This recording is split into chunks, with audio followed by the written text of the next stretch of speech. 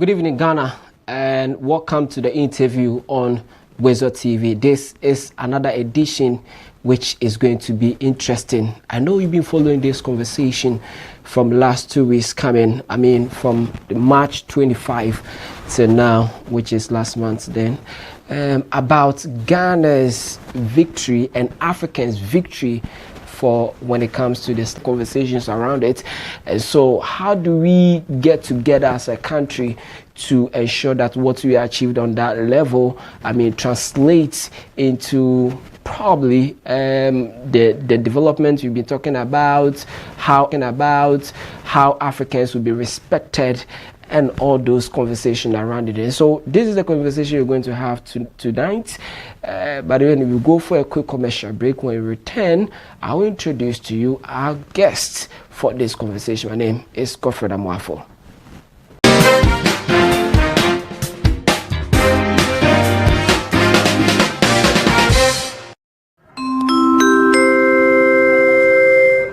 Your flight is ready to leave. Sit back and relax and enjoy the flight.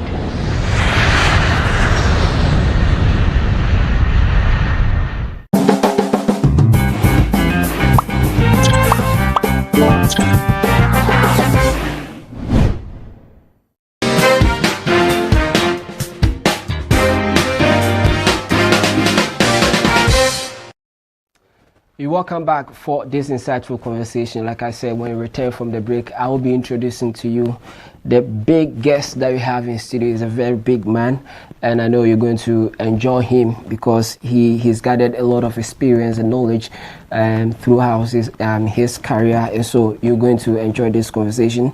He is the Presidential Special Envoy for Reparations, Dr. Ekwow Spio-Garbrah. I know you're smiling, just like myself. Welcome. Good evening. Good evening. Thank you so much for joining us for this conversation. On the 25th of March, that's something that probably has never happened to this country, reparation at the UN level, highest. We saw a lot of applause, even at that level, and other African countries and the world applauding Ghana for what we achieved in the. From your side, let me first take how the feeling was when 123 member states voted for Ghana and we getting this being adopted. How was the feeling like? Well, thank you very much for having me in this interview. For the perspective of someone who was in the Grand Hall of the United Nations General Assembly, it was a euphoric moment. A moment of, spontaneous celebration. Our foreign minister was in the seat and he stood upright, and all of us joined him in welcoming many delegates who were rushing to the Ghana podium to congratulate us for that celebration. The president of Ghana, President Mahama, had already delivered a speech, so he was not within the assembly chamber itself. He was in the side room. But we celebrated what turned out to be a victory, and it is important to make it clear that this victory is not a victory just for Ghana or for President Mahama or for the office of the Special Envoy or the Ministry of Foreign Affairs or any particular individual. It's a victory for the global community because it's the United Nations, almost 130 countries which voted in a certain direction. But of course it was a motion and a resolution that had been brought there by President Mahama on behalf of the African Union, the CARICOM countries, the CELAC countries of Latin America, and as he himself said several times, and all other people of good conscience, people who have looked at the history of the slave trade and have condemned it in various forms and have agreed that some kind of resolution should be passed and some actions should be taken at various levels, both at the national level, such as in Ghana, and even in Ghana at certain community levels where the slave trade may have had some impact, and then in many, many other communities in many, many other countries. So there's a situation where we must say that like the good phrase says, the success has many fathers and failure is an orphan. So on this occasion, everybody wants to be part of the fatherhood of the child. And we must admit everyone who feels that they also played roles. Because I've seen articles written in European media, in Caribbean media, where there's a sense that their contribution has not yet been fully appreciated. The contribution of certain specific groups or specific individuals, even academics who have written on it. So it's very important that we must acknowledge all the work that has been done, including from colleagues such as Mr. Kwesi Pratt of Ghana, who has also written on reparations in a book. So a lot of people contributed to this, and we must celebrate everyone who has played any role whatsoever. And then there are many people who continue to play roles in the years to come. Because the African Union understood that this is a historic event which reflects a history of 300-400 years, and which also may reflect another history of at least 100 years. Because the corrective measures that we are looking for are not corrective measures that will take place overnight. There are many, many structural, how it came about. Some of us were too young to have played any roles. But the fact that when Ghana won its independence, it could be got his ideas not only by himself, but through books and relationships that he built, especially in the United States and in the UK, where he was part of the Manchester Conference. And that's why at the independence of Ghana in 1957, Martin Luther King and other prominent African Americans all came here. And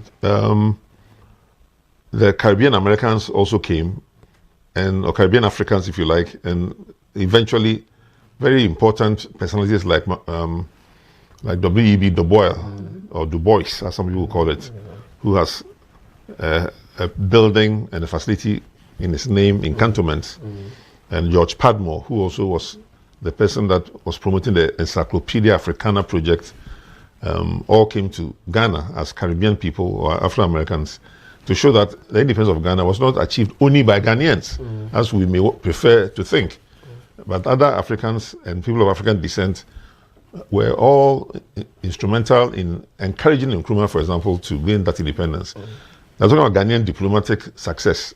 When Ghana succeeded in the United Nations as getting Kwesi Saki, then a very young man, I think below 40, to become the president of the UN General Assembly, that required, a coalition of forces to get him elected.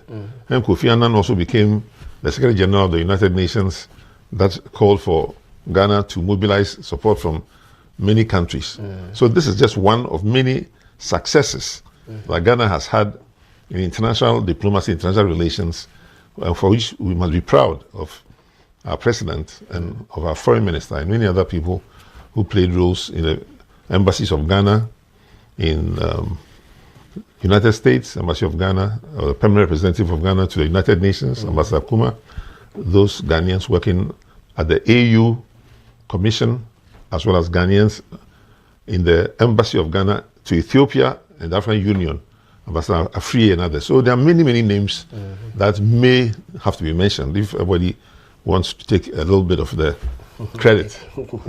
Yeah, right. And people say they feel like we are reigniting the spirit of Nkrumah. Is that what you feel too?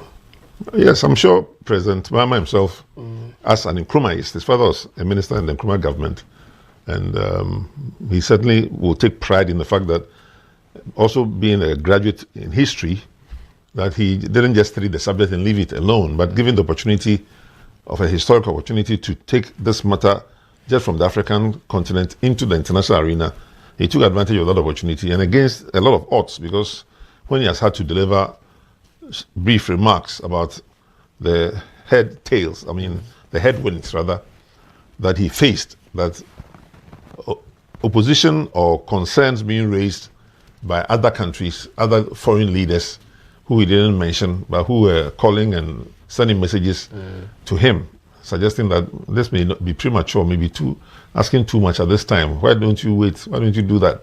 He's made such remarks to, if you like, the campaign team when he celebrated with us on the day of the resolution at about 3 o'clock that afternoon. I was recounting what had happened and the fact that the Minister of Foreign Affairs, Mr. Woezor, had to play a very significant role under his guidance to push the agenda forward, visited a number of countries and made sure that our, support base was strong. Now, the President himself and the Minister sent myself and the Special Envoy for the Caribbean region, King Ekwow, to the Caribbean region to have a meeting at CARICOM in the middle of February, and that also helped to spare CARICOM's attention to this particular resolution. And you may remember the Prime Minister of St. Kitts and Nevis, Dr. Drew, came to Ghana in that very period and was the guest at our March 6th independence anniversary. That also was showing some connection between Ghana and the CARICOM region, which the CARICOM colleagues also appreciated. Then eventually we went to a conference in Colombia, Bogota, of the CELAC region, which is both Caribbean and Central and Latin American groups of about 30 countries. And they also came on board very strongly. They were mobilized by the Vice President of Colombia, who happens to be a black woman. She's a minority in a predominantly Hispanic country. And that also helped to rally around the Latinos, as we may call them. So it was a momentous occasion that involved numerous players. And before all that, a lot of archaeologists and historians and academics and lawyers and experts of various kinds had all written on the subject. And they are still writing. And they all must be acknowledged as well. So it didn't come on a silver platter? Not at all. For countries like the United States and Argentina and Israel to vote against it, and even some 50 countries, mostly European countries, also to abstain, means that it was a heated subject for some people. And some were concerned about the word crime against humanity, because in almost all legal jurisdictions, a crime is something that must be punished. So if you admit to having committed a crime, then the presumption is that you are also willing to be punished for your crime. So many European countries may have abstained from the vote primarily because of the word crime. And others abstained because they said, well, even if a crime was committed, which they admit, was it really the gravest? So there was a complaint about the hierarchy of values, as they call it, that it tried to make it a crime against humanity, fine. But if you make it the gravest, one European ambassador even suggested that why don't you make it a grievous crime, not gravest, but a grievous, so that it's not the most grave. So there's so much semantics, English language, grammar, all those things came into existence. So depending on who we are listening to, some may have one view or the other, but it's almost like any election. If you are standing for an election as an MP, standing for election as a president, standing for election as a student union leader or worker leader, not everybody will vote for you. And all those who are voting also have different nuances and different opinions as to who should be their leader and when they should vote, etc. So that's the same kind of thing. It's a political process at the end of the day. How was the euphoria like within the African countries? Well, African countries had already voted 100% for the resolution at Addis Ababa at the African Union Summit in the middle of February. So they had already made up their mind that all of them, 55 countries, are in support of the resolution. Many countries which can say they did not experience slave trade, it's possible that they didn't.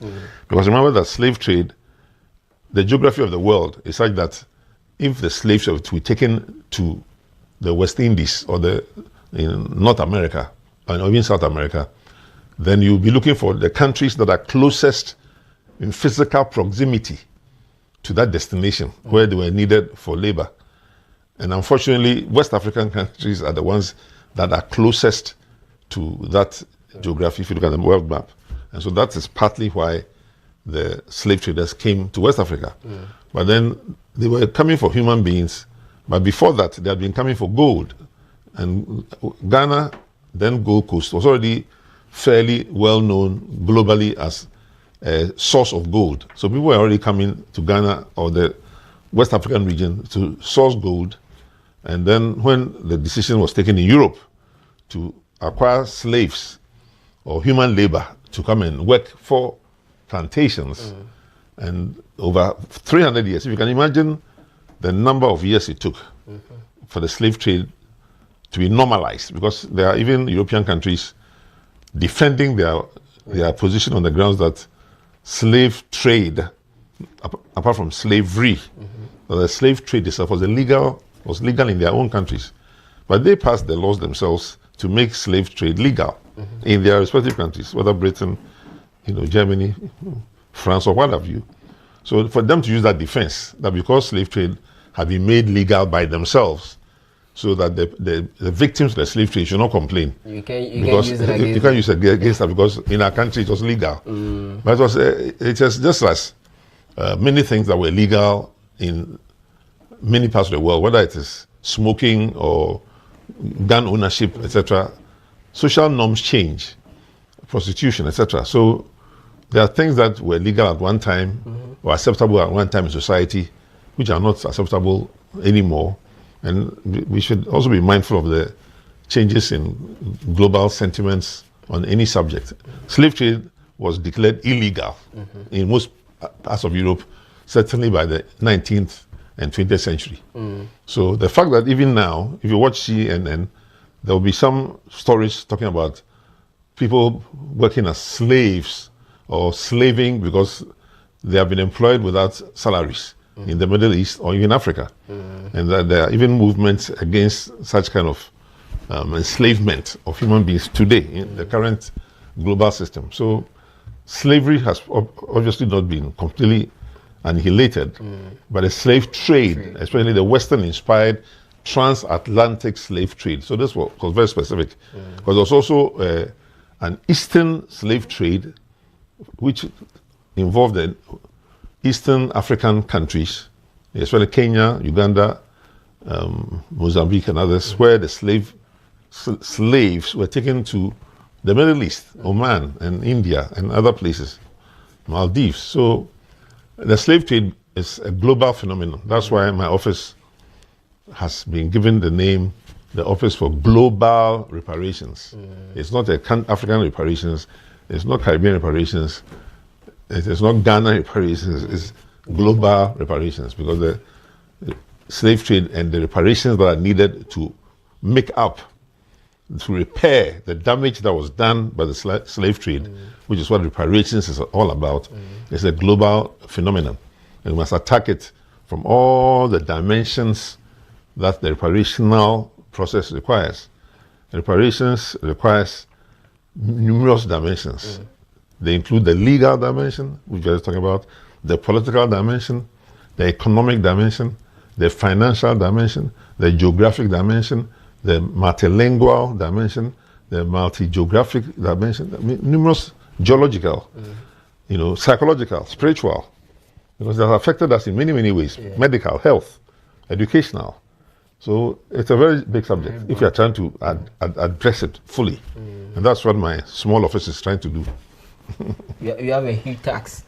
A very huge task for very passionate people. Because a lot of people were asking, what's your office actually, until this came up and we saw the relevance of what you do. But then, how did you feel about people in this country bringing up theories, objecting what we have achieved, talking about the slavery and the slave trade? You saw articles that's why must Ghana even be doing this? We should even be the people rather apologizing for the slave trade and all those stuff. How do you feel about that? The Caribbean group has come out many years ago with a 10-point plan of action. Africans as a group haven't really come out with any particular 7-point plan, 8-point plan, 15-point plan. My office has some documents that propose other kinds of numbers against a plan, whether it's 9, 15. We are discussing this at the level of the Foreign Ministry, the Presidency, and eventually Ghana may propose a certain plan of action to the African Union Commission, which adopted will be the branding of how the African plan of action may be executed. There are some who feel that let's just stick with the 10-point plan of the Caribbean region. But there are others who see many other dimensions of the plan, which may not have all the elements included. Anyway, as far as Ghanaians are concerned, yes, articles have appeared. Comments will always be made and have to be respected. I'm saying that this is enough for everybody to comment on it. It's very generic, so you can comment on it from your ethnic point of view. There's a chief in the Volta region who has written to our office remarking about a certain incident that took place in the Volta region, where he and his people also may be asking for reparations. There's a Western regional chief of community which apparently had a beheading of their king at some point in time, and they requested that king's head to be brought back. And apparently it was brought back and they buried it. And there are those even angry with the Western region guys that why did they bury the king's head? They should have preserved it in some way as a tourist attraction. So different things will occur to different people. Reparations can mean Lumumba's tooth, which when he was murdered by the Belgians, they tried to put acid on his body to make him evaporate, literally. But fortunately, one of his teeth survived, and that was the only thing that the Lumumba family and the leaders there were seeking, to bring us back the tooth of Lumumba. And I think earlier this month, there's a court ruling on that. They brought a court ruling on that. I see. Belgium. Yes. I believe the tooth has been returned, but I'm not sure what the court ruling is about. Then, of course, Asantene has asked for certain, artifacts of the royal family to be returned, and some of them have been returned.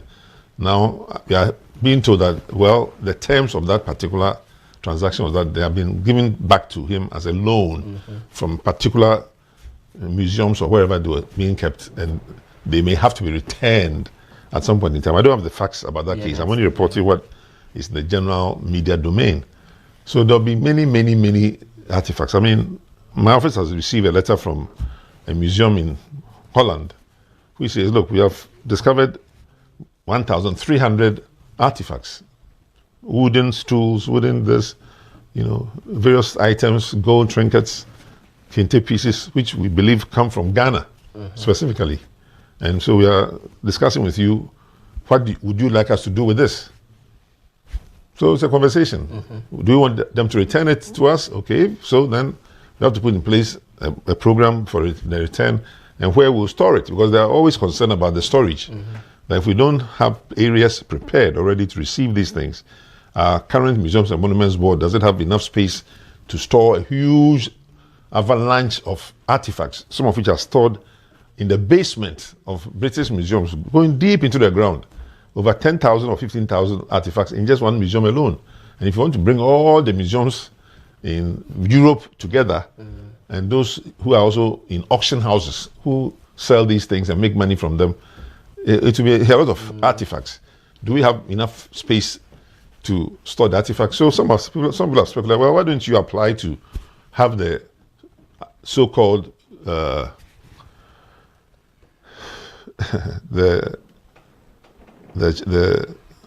church that was never built, the National Cathedral project. Why don't we apply to have the National Cathedral project site allocated to the reparations agenda, so that as people are bringing their items, they can be stored, and then you can still have a reparations church there if you want, and have a reparations museum and all kinds of things. So there's all kinds of ideas which we'll listen to. So are we considering the expansion or putting up the structures already? Have you started the conversation on it? Yes, we are early. We are only less than 6 months old. And there are many things that need to be in place before we can actually be operational. So we are still talking to the authorities about many of those things. So clearly, this is not about Ghana going for money or Africa going for money or everything, but then we are looking at the return of artifacts. Like you made mention, there are some that have been loaned to us, something that's belonged to us, below. Now we are asking for it permanently. Is that what it is? That is part of it. Okay. For example, there has been an ECOWAS committee on reparations for many years. And the chairman or acting chairperson of that committee actually happens to be our own Minister of Tourism, Abajifa Gomashi. So she's been to ECOWAS many times, and she has reported on these things at cabinet meetings where I'm not present, but I believe the government is aware, and they have succeeded to some extent to get some items that belong to Nigeria and Benin to be returned to them. There may be things that belong to Ghana that the UNESCO as a partner, United Nations Educational, Scientific and Cultural Organization in Paris, is also pushing that agenda very strongly. So we are hopeful and expectant that many of those items will be returned in due course.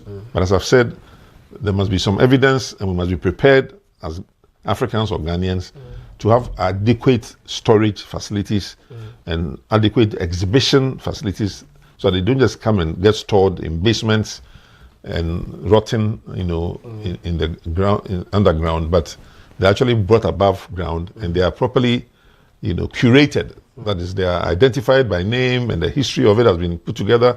They are photographed, the way that it actually helps to promote tourism. So Ghana can become a humongous capital of touristic value if it happens that many of the artifacts actually are Ghanaian and we actually get them restored to us. Even other countries which may not have the storage capacity or which may not have the tourism capacity may be happy to have Ghana store the items for some period until they are ready to take them. That's all part of Italian diplomacy. For example, when Ghana had its United Nations mission in New York, there are many African countries that could not afford to have their own independent missions. So I remember very well as a young man going to the Ghana mission in 3 years, but the journey has begun with the UN resolution championed by our president and with the support of the African Union, and we are moving slowly but surely towards that destination. I know that will come with a series of dialogues, conversations. Absolutely. Which key areas will Ghana be focusing on? It's too premature to say. There has been no decisions on such key areas, etc. But there are documents that we've prepared, which we are going to discuss at the Foreign Ministry and the Office of the President. And then when the go-ahead is given to us, we'll know what those key areas are. We've developed a 5-year strategic plan, which gives a flavor of all the dimensions of the subject. As I'm telling you, it's very broad.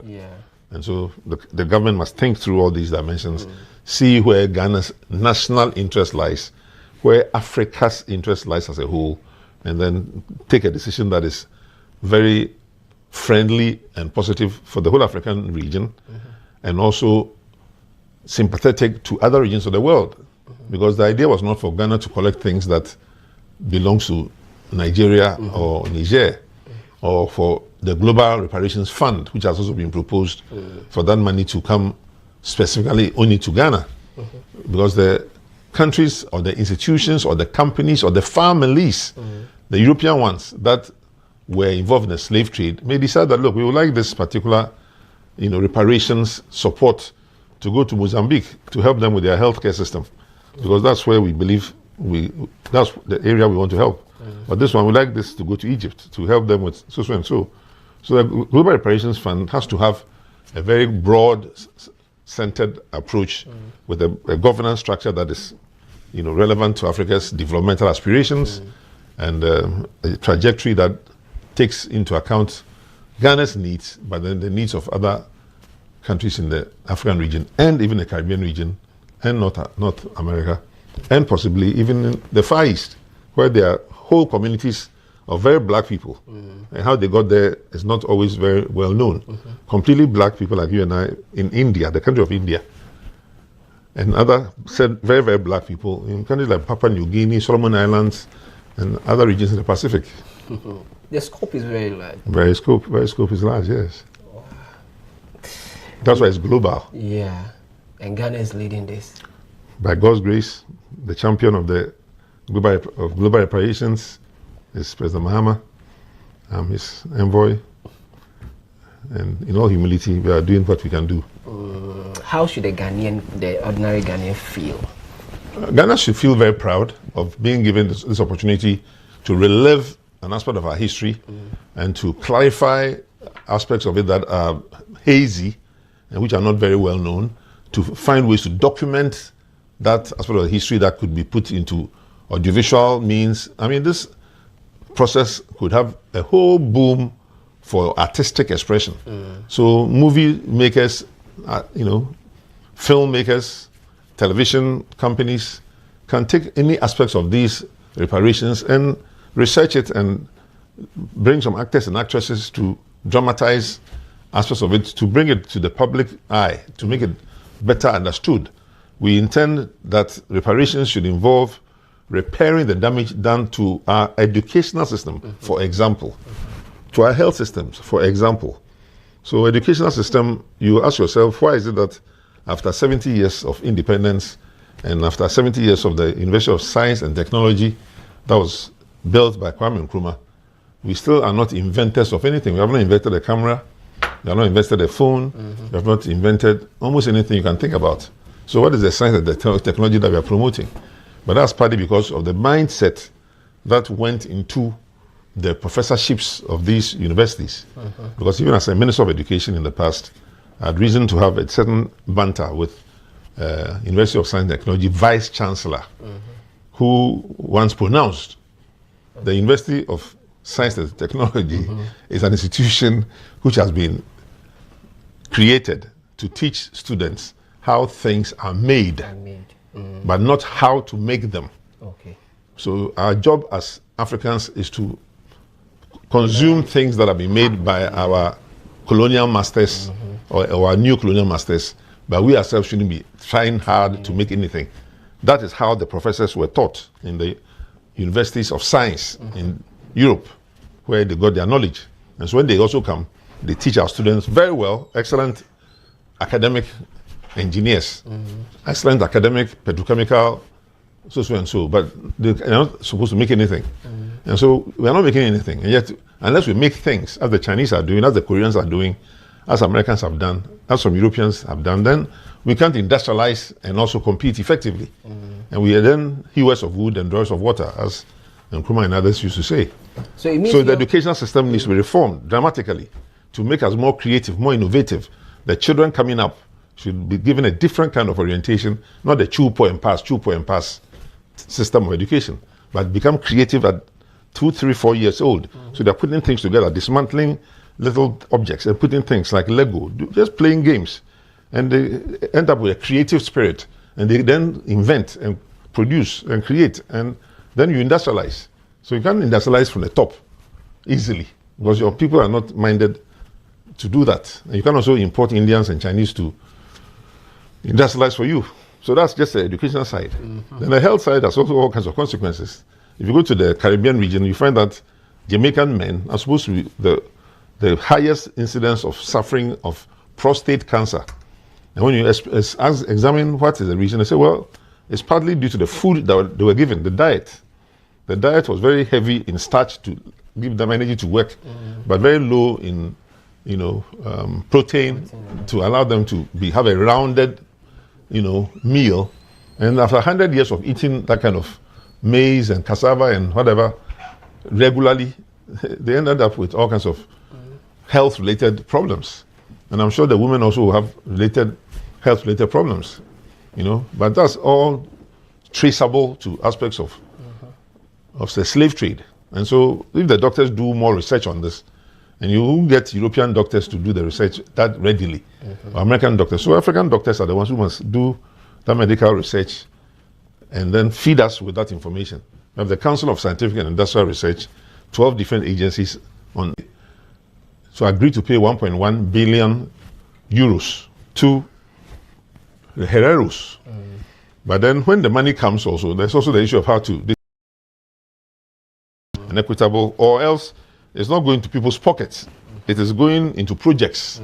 So that's the idea, that any fund that comes in cash or any other form should actually be developmental. It should be reparative. It should help to repair your agricultural practices, to repair your educational practices, to repair your health deficiencies. And that's the approach that I hope Ghana and most African countries will adopt. I know you are heavy on AI and how Africans should try. You are heavy on AI and how Africans should try to alter or develop its own AI content. I remember the last time I met you, you were talking about AI summit and all those things.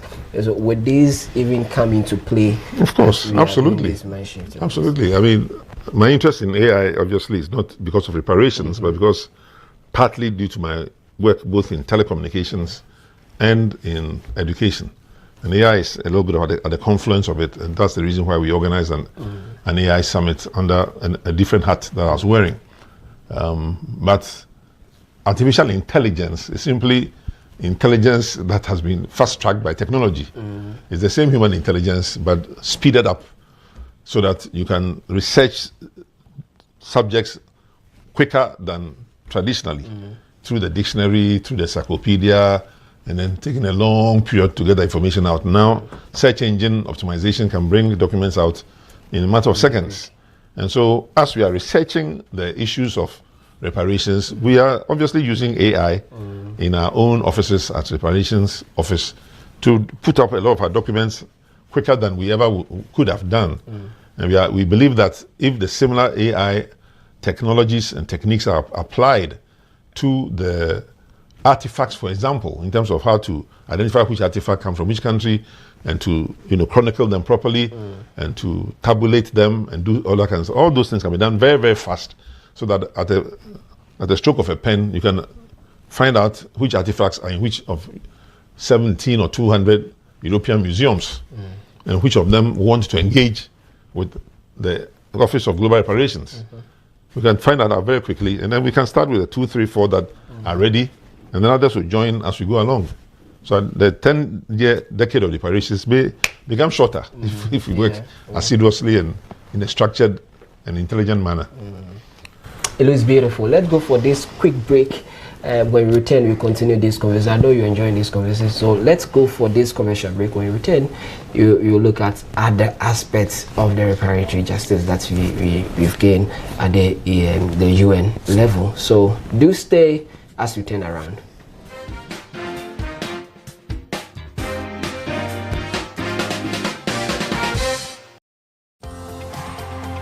Do you want a sugar-free, freshly squeezed fruit juice? Choose Greenline fruit juice and smoothies. Filled with vitamin C, calcium, iron, fiber, and zinc, every drop of Greenline juice and smoothies is naturally made to give you energy, good health, and refreshment. Enjoy your favorite Greenline orange, pineapple passion, watermelon, pineapple and turmeric, pineapple beetroot, pineapple and ginger, and healthy green. Greenline fruit juice and smoothies, powered by nature.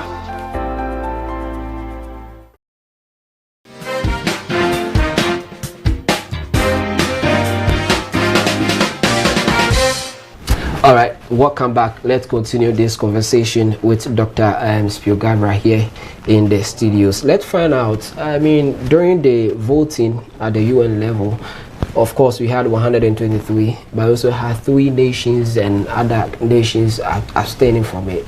And so we want to find out how Ghana going forward will be engaging these countries when it comes to what we are seeking through this reparatory justice. So how would the conversation be like? Well, first of all, let us appreciate that the responsibility for managing Ghana's foreign relations belongs squarely in the Ministry of Foreign Affairs, where my good friend Honorable Kujeto Ablakwa is the minister, and of course the minister reports to the president.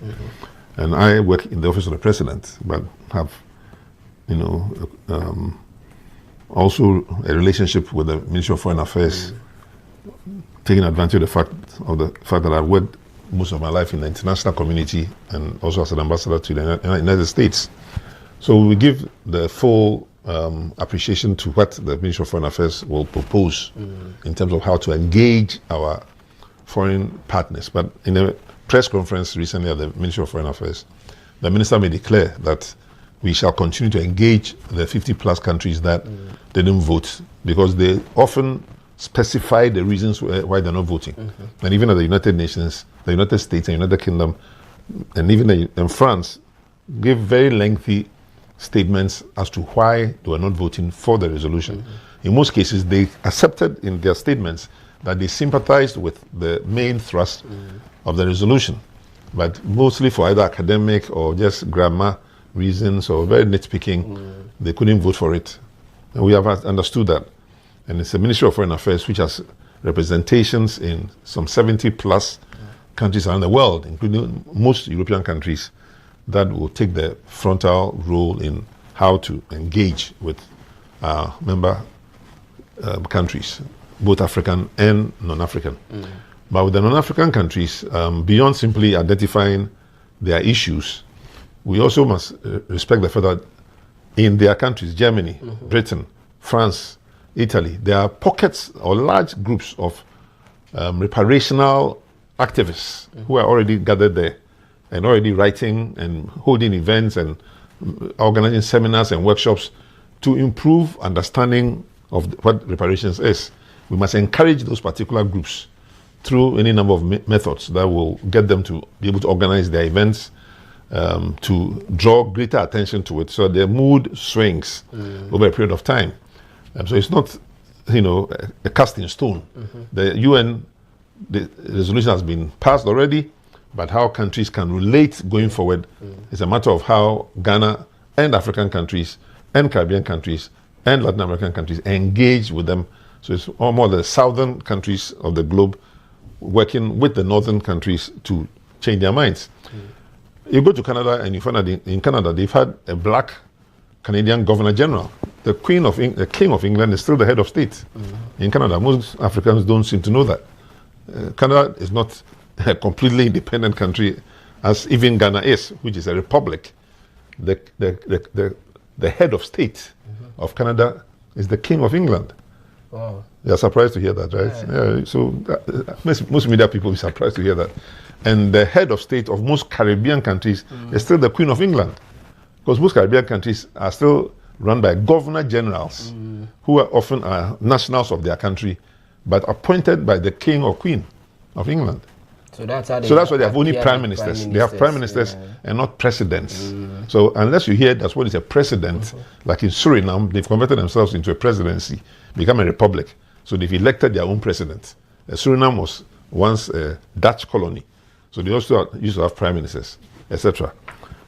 So those are all political, constitutional type things that will come into play when you start engaging with these countries. You must know the structure of the country, and because even in Ghana, people didn't know that independence was not granted by the Governor General representing the King or Queen of England at the time in Ghana, but it was granted by the Queen of England at the time. That's why Kwame Nkrumah respectfully appointed, actually my uncle, to become the so-called first Gold Coast Commissioner to the United Kingdom. At the time we didn't have independence. Sent him there to lobby for Ghana to become independent. That's a man called Thomas Kojo Mensah, who is also now not well known within the foreign ministry because of an incident that we can talk about another time. So Ghana will continue to engage. I think the foreign minister made that clear at his press conference that it's not a done deal, it's not over. We understand the countries and the positions that they produced, but I've also had the opportunity to point out that in the case of United States actually happens to harbor not the largest contingent of African people of African descent, which actually is Brazil, which happens to have the largest number of people of African descent.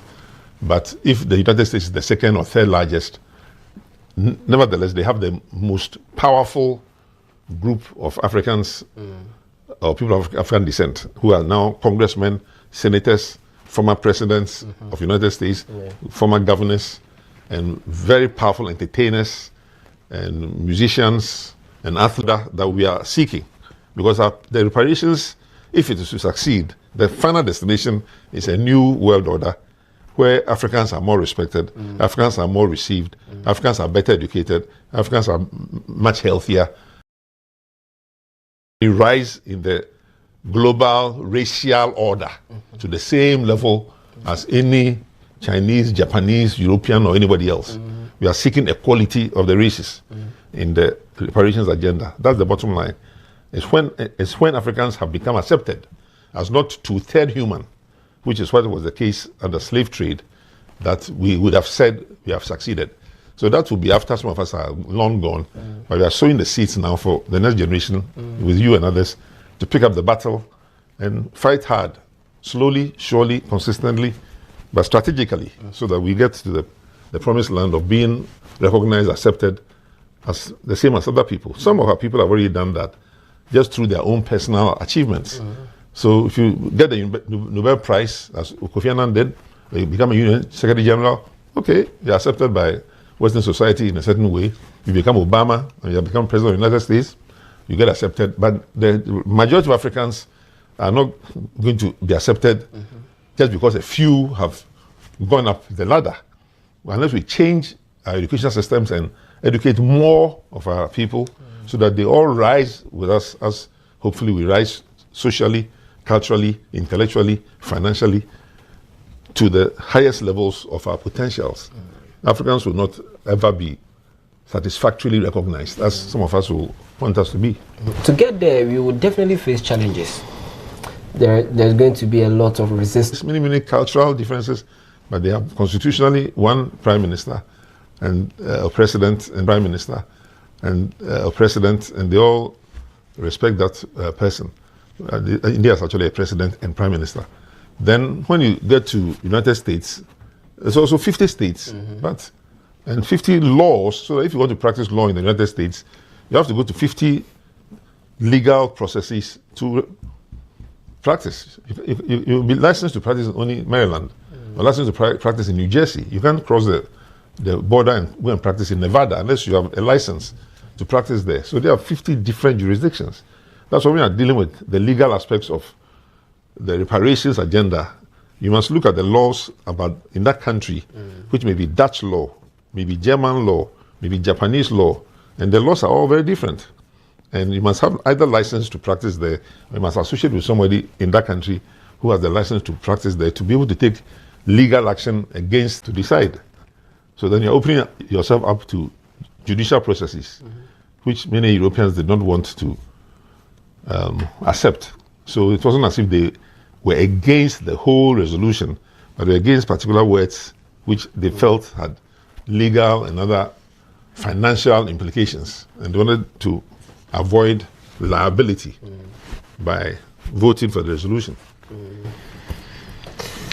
Interesting conversation. For me, listening to you, feel like this is going to be like a big tax for Ghana or Africa, because you've made mention we need to come together as one. Of course. And yes. I looking at the language differences and all ideologies, political differences, are we willing to come together as a continent to push? You're asking me that? No, but the Africans, do you see that? Africans have come together to create an African Development Bank 50 years ago. They wanted financial institutions, and they made sure that it wasn't done by non-Africans. So non-Africans were not even eligible to be members of the African Development Bank when it was created in 1963. Kwame Nkrumah and others helped to create it. And so 15 years later, in the 1970s, is when they agreed, when they felt sufficiently stable that non-regionals, as we call them, could join the African Development Bank. The African Development Bank has been there now advancing billions of dollars for Africa's development. So that shows that with structures, and even Obama came and said Africa can develop if we don't follow the leadership of just persons, but institutions. It's institutions that we build that will make Africa grow. So an institution like the African Development Bank is a legal institution, it's a financial institution, it's a political institution, all at the same time, making decisions for Africa's development very quietly, slowly. There's some internal squabbles now and then, but it's not warfare. Nobody's killing each other because of the African Development Bank. The African Development Bank also then decided to create African Export-Import Bank 30 years ago, and I was privileged to be both a staff member of the African Development Bank and one of 15 persons selected by the president of the bank, Dr. Babakar Njai, to create African Export-Import Bank. 15 of us, and we created it, and it's still there in Cairo. And they also celebrate 30 years of existence this year or last year, and are very successful as well.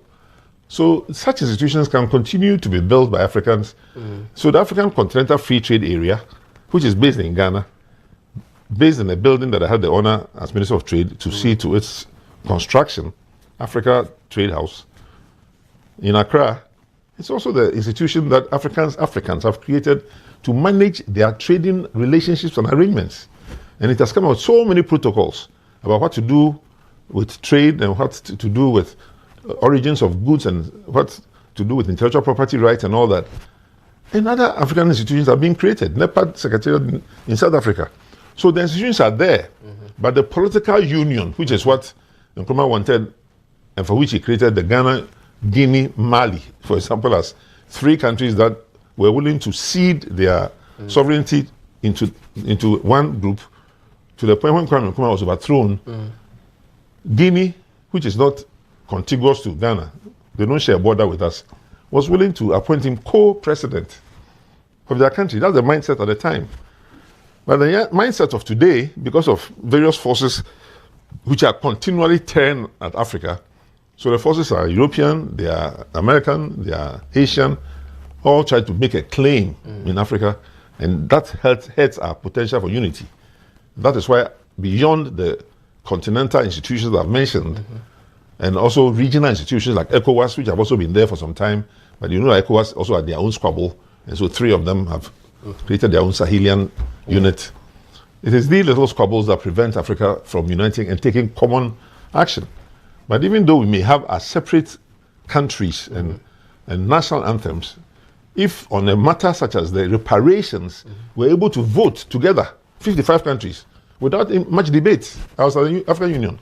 There was no real debate on reparations vote proposed by Ghana President Mahama. It just passed. So Africa can unite on common agenda and common goals, even if we maintain our flags and our national anthems, and keep going on the issues that unite us. So reparations is one of the issues that unite us perfectly. And it not only unites Africa, it unites the Caribbean, it unites the CELAC. And so we can use the reparations agenda alone to reclaim our lost identity, our lost culture, our lost artifacts, our lost financial systems, and move towards the promised land. How do we ensure we keep moving after maybe before, when you are, this administration is no more, probably, how do we keep this momentum? Well, actually, President Akufo-Addo was the first person who was made the champion of reparations. So it's not a monopoly of President Mahama. Okay. It was Ghana as a country, which had been identified as the country with 30 European forts and castles, which demonstrates to all the world as evidence of the slave trade. So until another country can create forts and castles that are more than Ghana and show that more people came from their country than Ghana, there's even a whole table of where the countries which contributed the most slaves to the slave trade come from. Angola is actually number 1 among the countries. Ghana was number 2 or 3. You know, so there are such tables which indicate where the slaves came from. But the issue about the African unity and what we can do moving forward is such that Africans showed through reparations resolution that they can unite when necessary. And it's not about President Mahama's term of office. Okay. If President Mahama, after his term of office, wants to continue to be the African reparational champion, I'm sure the AU will be happy to grant him that. But then his successor, president, which we all expect will be another NDC person, is a person that hopefully will grant him the right to continue to be the reparations champion, unless that person also wants to be the reparations champion. So it will still be an African issue. So let's depersonalize it and focus on the fact that it will be an African agenda. It will be Ghana in the leadership of Africa on that subject, and other African countries all coming together, as was proven at the UN recently, with our Caribbean and CELAC partners to move it forward. But in my judgment, we must mobilize the African Americans in a much more robust way than we have done so far. But that is where the repository of intelligence and knowledge and technology and finance and all kinds of things reside. They are a strong force who have suffered as much as or more than even those of us on the continent who were never, enslaved. We were colonized but not enslaved. They were enslaved, they were colonized as well, and they are now free. And they are an experience that actually generates a lot of skill sets in them. The music and talent that comes out of the African American is not something you can replicate easily. That's why with all the talents that exist in Africa, even movies in Nigeria and Ghana and other places, you can see we are not really as close, if I am modest and honest enough. We have not come as close to the level of African American artistic performance. The Diana Rosses and the Whitney Houstons and the MC Hammers and mention them. They're all there. You watch them. You watch them. They are very good, very talented. And it's the slave trade that often, created a certain provided them with certain creativity, a certain creative force, certain spiritual force that allowed them to climb up to those heights. When you say nobody knows the troubles I see, Gloria, these are the so-called Negro spirituals. That's what we used to call them. But they motivate people very significantly. Let's wrap up on this conversation and telling Ghanaians from now going what will be the priority in this course. Well, that's what I'm saying. The priority will be determined by His Excellency the President of Ghana, and then with the support of the Minister of Foreign Affairs and my office as the Office of Global Reparations. So it is a cooperative and collaborative process, and it requires decision making at the highest level, which has not yet taken place. But the focus over the last 6 months was the AU resolution. Okay. Now that the AU resolution is out of the way, we will have time to sit down and plan a number of actions. But as I've said, my office has already prepared a high or wide range of documentation ready to be presented for discussion at that high level. And we expect that this next month of April will be when we will have many of those discussions to map the way forward. It took us 6 months to prepare for this.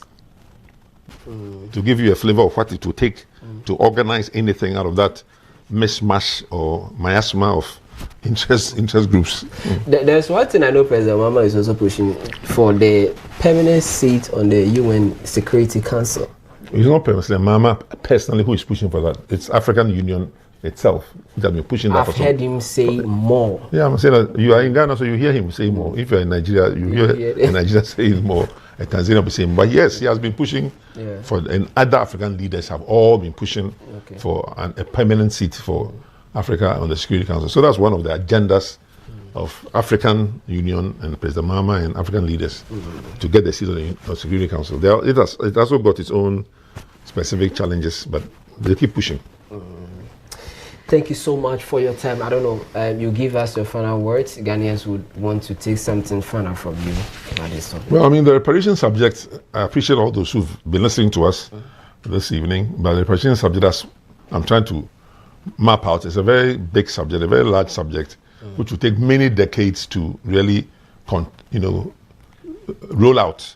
Nevertheless, the process has begun now with President Mahama going to the UN, getting a resolution passed, establishing an office for global reparations. Resources are a very critical part of any project. If you can't build an organization, build a bank, you need resources. So human resources, financial resources, logistical resources are all going to be important as we move forward in the next stage of the battle. But the Ghanaian population, the African population, must come along with us. We can't be leaders just leading a bunch of people, and if you look to your back, then there's nobody there. So President Mahama will need our support, all of us. And Africa will also need all of Africa's support. And then Africa also need the Caribbean support and the Latin American support, CELAC, and the African American support in the United States and Canada for it to become the global movement for reparation that we are all looking forward to. A coalition of at least 130 countries that have lined up ready to push this battle. And we are confident that as the years roll by, we'll be successful. But we need Ghanaians to listen more and to understand this complex subject in the small ways that I've tried to explain it. It touches our lives. The economy of Ghana is touched by it. The financial health of Ghana is touched by it. Our medical health is touched by it. Our legal health and our educational health all are affected by it in various ways. And reparations is an attempt to repair the damage done to Africa over the 300 to 400 years of the slave trade and the colonization that took place after that. How do we repair it? All of us can have ideas and suggestions, and I hope they will write to you in your studio here and recommend some of those ideas, and they will write to me as well at the Castle Osu, and we'll take care of it. Thank you so much for doing the watching. We spoke to Dr. Ekwow Spio-Garbrah.